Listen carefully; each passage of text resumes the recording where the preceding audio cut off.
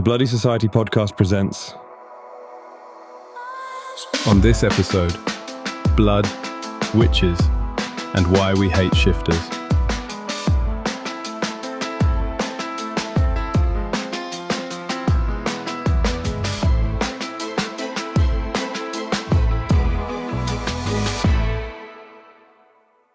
Vampire boys and girls, welcome back. I'm Laércio, your favorite vampire streamer. I'm Scarlet, and tonight we have a lot to cover. We have so much to cover. 4 topics. All of them either educational, scandalous, or deeply personal, depending on who's listening. 2 of those things describe every episode we've ever made. Fair. Tonight on The Vampire Show, we're breaking down the dark veil for our newer listeners who keep asking what it actually is.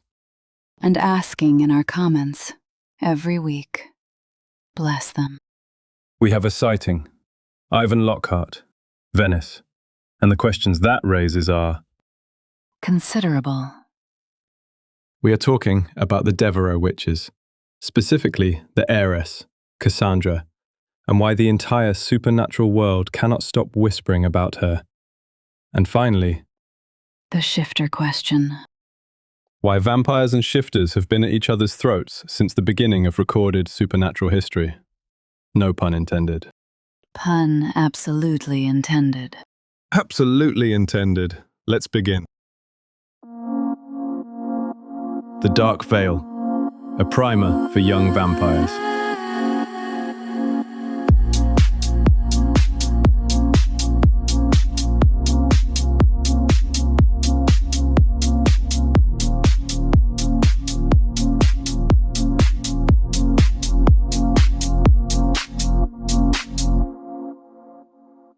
All right, for our newer listeners, and we love you, welcome to the dark. We've been getting a flood of questions about the dark veil. What is it? Who enforces it? What happens if you break it? Scarlet, you want to take this one? Happy to. The dark veil is, at its most basic, the covenant of secrecy that governs the supernatural world's relationship with the mortal one. It is the agreement, centuries old, upheld across species, that we do not reveal ourselves to humans, not our existence, not our nature, not our politics, not our wars. The original, what happens in the coven, stays in the coven. Essentially, yes, but with significantly higher stakes. Breaking the dark veil is not a social faux pas. It is one of the most serious offenses in supernatural law. The consequences range from forced relocation to permanent exile, and in extreme cases, execution. Execution. Let that land for a second, young vampires. This is not a guideline. This is not a suggestion. It is the foundation upon which every supernatural community has survived for centuries. Humans have always outnumbered us. They have always had the capacity, when sufficiently motivated, to destroy us.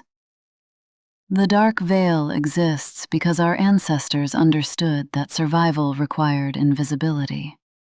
And yet, it gets broken, regularly, by people who should absolutely know better. We are not naming names. We are absolutely not naming Ivan Lockhart. We are not naming anyone. Ivan Lockhart. The dark veil is enforced differently across regions and species. Vampire covens have their own councils. Shifter packs have their own codes. Witch families, like the Deveraux, operate under their own ancient agreements. But the principle is universal. The mortal world does not know we exist, and it is every supernatural being's responsibility to keep it that way. Well said. For our newer listeners, if you take nothing else from tonight, take this. The dark veil is not optional. Learn it, respect it. Your existence may depend on it. And if you have more questions about supernatural law, our inbox is always open. We will cover it. Which brings us rather neatly to our next topic. Because the Dark Veil exists precisely for situations like the one we are about to discuss. Situations where powerful, ancient, very well-known vampires start moving across Europe, quietly, and doing things that make the rest of us extremely nervous. Ivan Lockhart, spotted in Venice. Now, Venice. Venice.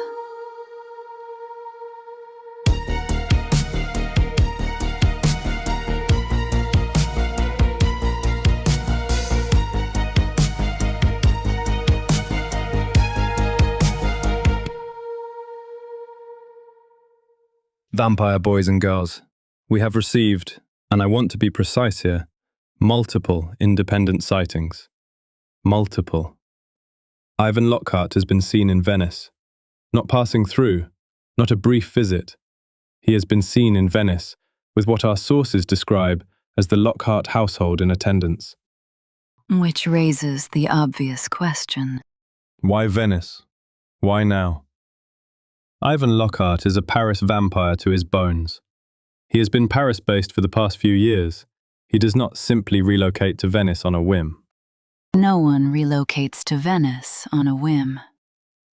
Venice is, for those who don't know, one of the oldest and most politically complex supernatural territories in Europe. The vampire court there has roots going back centuries. It's neutral ground, in theory. In practice, it's anything but.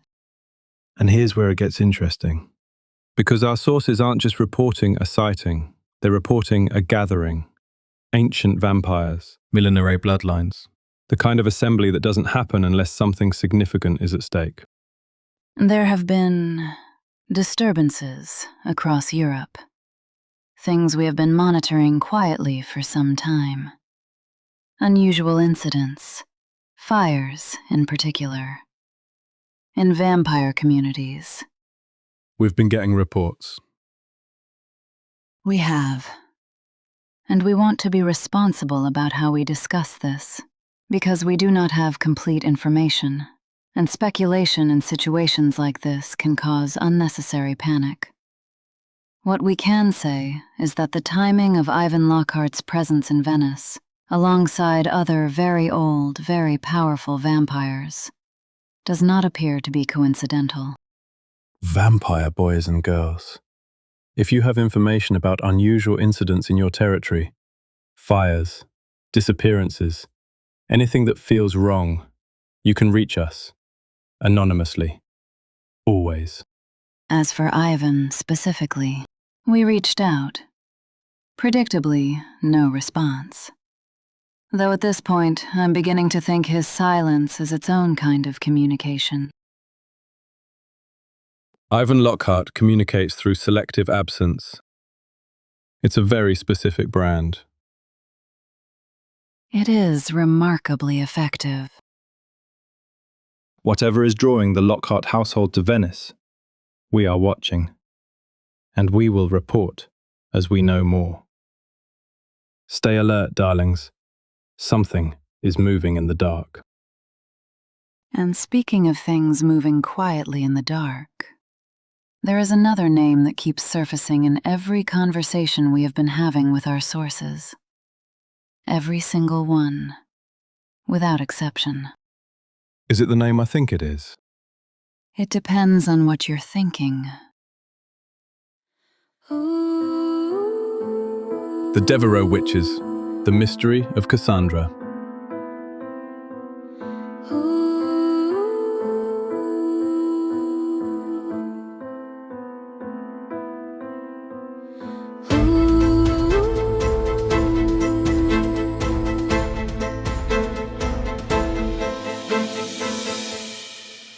The Deveraux Witches, and specifically, Cassandra. Cassandra Deveraux. The supernatural world cannot stop talking about her. And I want to understand why. Because on paper, and I say this with full respect, On paper, she is a young witch. Gifted, yes. Powerful, certainly. But the Deveraux line has produced gifted witches for centuries. So why is Cassandra different? Why is she the one everyone is whispering about? The Deveraux name has been woven into Parisian supernatural history for longer than most vampires have been alive.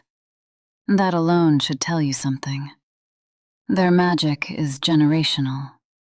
It compounds, it deepens, it evolves with each generation. But every few centuries, something shifts. A Deveraux is born who doesn't just inherit the magic. They become it. In a way that the rest of the family doesn't fully. And Cassandra is one of those. Everything we are observing suggests yes. The pregnancy alone, vampire and witch hybrid, which should be biologically impossible, suggests that her magic operates on a level that rewrites what we thought we understood about supernatural boundaries. And then there is the resurrection. She brought someone back from the dead. She cast a resurrection spell, successfully. Do you understand how rare that is? How dangerous?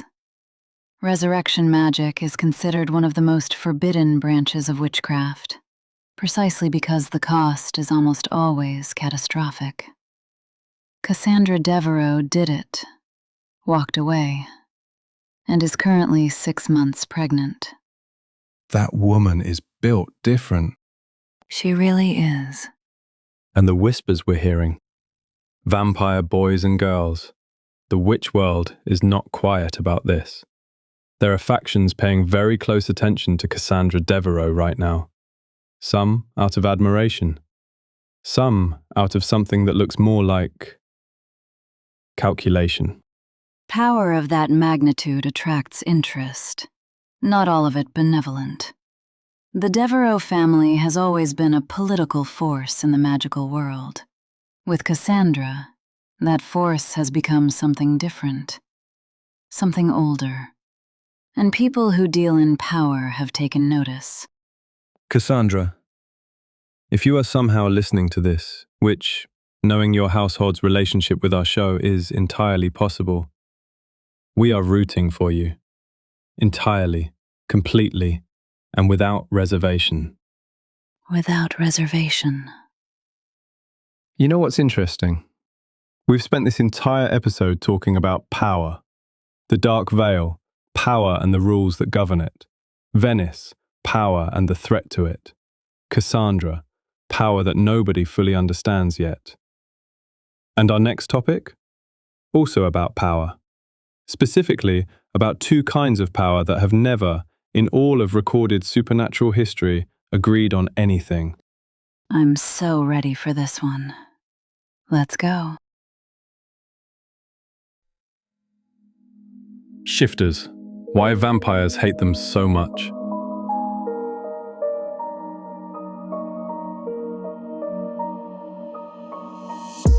And now, the topic I have been waiting to get to all episode. Shifters. Here we go.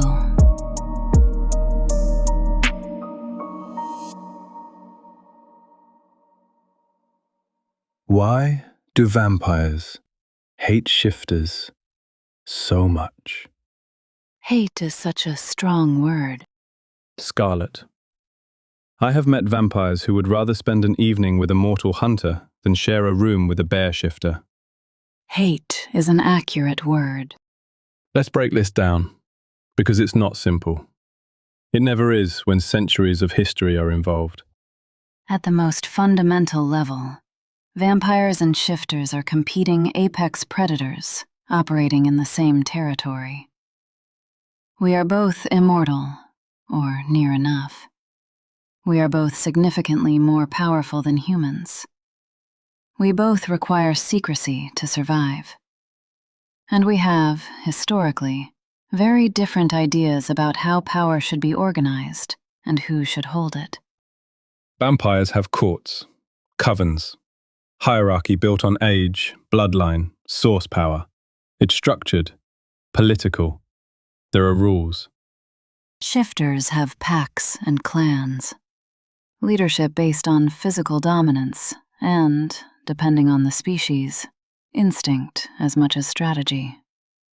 To a vampire who has spent centuries building political infrastructure, that can read as barbaric. And to a shifter, a vampire who won't stop talking about their bloodline and their source and their centuries of influence reads as insufferable. insufferable. She said it. I said what I said. But there's more to it than cultural friction. There's territory. Shifters, especially bear and wolf lions, have historically controlled enormous amounts of land. Wilderness. Rural territory that vampires have no particular interest in. Until they do. And then, you have a boundary dispute between creatures who can both survive almost anything, and neither of whom is inclined to back down. There is also the matter of blood. Shifter blood is not preferred by most vampires. The magic in it is incompatible in ways that range from unpleasant to genuinely dangerous, depending on the species. Which means shifters are simultaneously more threatening than a human and less useful in the ways vampires typically navigate the world. They're not prey. They're not allies. They're just in the way. That is a reductive, but not entirely inaccurate summary of centuries of supernatural geopolitics. Yes. And while we are on the subject of shifter politics, can we talk about the dragon situation? Because vampire boys and girls, the Dragon Crown conflict is the most compelling power struggle in the supernatural world right now, and nobody is talking about it enough. Nikolaas and Kaisner. Nikolaas Draken versus Kaisner Drachenstein. The heir apparent against the incumbent. Bloodline versus brute force. Tradition versus whatever Kaisner Drachenstein is.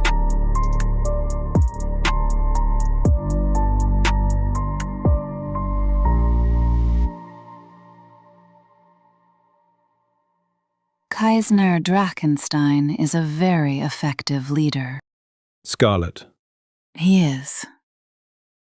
You have a soft spot for the German. I have an objective assessment of his capabilities. He built a dragon empire from nothing. That is not sentiment. That is fact. She has a soft spot for the German. My point is that Kaisner did not hold that crown through inheritance. He holds it through will, through strategy, through the kind of authority that makes entire clans fall in line without being asked twice. That is not nothing. It's also very mafia boss energy, and we all know it. The energy is not unappealing, no. I knew it. He is taken, and I do not date shifters on principle. On principle. Vampire principle. Centuries old. Non-negotiable. Right, well, for what it's worth, I'm rooting for Nikolaas. He is the rightful heir. The bloodline is there, the lineage is there, the claim is legitimate. If the Dragon Crown means anything, it means something because of what it represents. Centuries of draconic tradition. You strip that away and what do you have? A very powerful man with no accountability to history. Exactly. Though I will say, if Kaisner Drachenstein ever wanted to come on this show and make his case... He would never. Nikolaas neither, probably. Dragon shifters are not known for their love of publicity. Vampire boys and girls. Dragon Crown Watch is officially open on The Vampire Show. We are monitoring. We will report. And if either of them is listening, our door is open. Always. Now, there are exceptions. There are always exceptions. The relationship between the Lockhart household and Gavrilo Alexiev, the Ursa king, is proof that these dynamics can shift. Painfully, messily, with enormous amounts of unresolved tension on all sides. But shift, they can. The Lockhart Deveraux situation is genuinely unprecedented in that regard. A vampire household in sustained, functional proximity to bear shifter royalty, even fractious proximity, is not something most supernatural historians would have predicted 5 years ago. Does that mean the old enmity is changing? Are we seeing the beginning of a new era in vampire-shifter relations? I think we are seeing one household navigate an impossible situation with remarkable, if chaotic, grace. Whether that scales to the broader community, I wouldn't hold my breath. Vampire boys and girls, if you have stories about vampire-shifter encounters, good, bad, ugly, inexplicable, send them in. I have a feeling this conversation is far from over. What a night this has been. We covered The Law, a ghost story from Venice, the most powerful witch alive, and centuries of supernatural grievances. All before midnight. We are nothing if not efficient. Before we close, I want to bring it all back together, because I don't think it's a coincidence that every single topic tonight connects to the same thread. Power. And what happens when the structures that have always contained it start to move. Speaking of which, Scarlet, we just got something in the live feed. What is it? This is from Venice Nightblood, sent 3 minutes ago.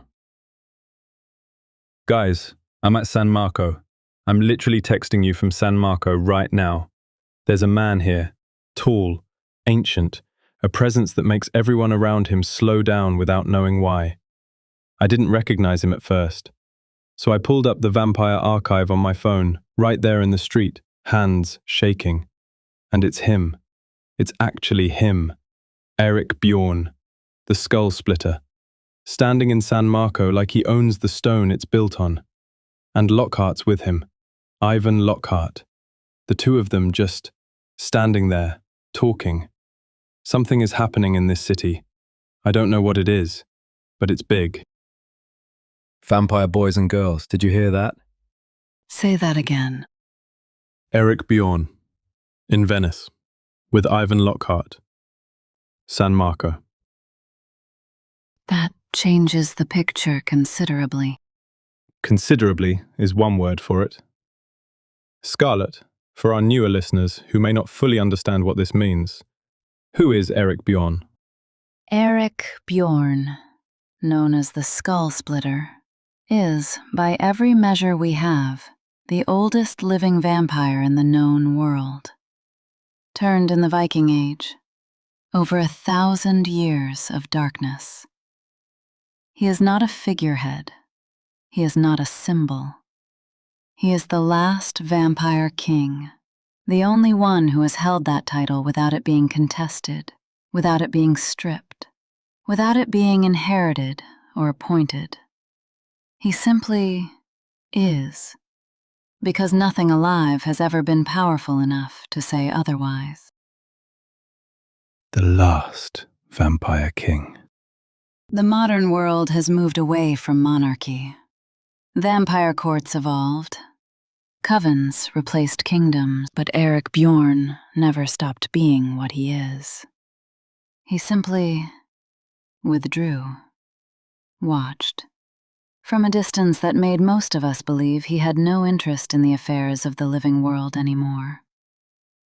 And now he is in Venice, standing next to Ivan Lockhart. Which means whatever is happening in Venice, whatever Ivan and his household are walking into, it is significant enough that the skull splitter came out of the shadows for it. Yes. Thank you. Whoever you are, stay safe. Stay indoors if you can. And if you see anything else, you know where to find us. Vampire darlings. This changes our assessment of everything we discussed tonight. This is no longer a gathering of powerful vampires in a politically complex city. If Eric Bjorn is present, this is something else entirely. Something that might certainly change reality as we know it. Epilogue.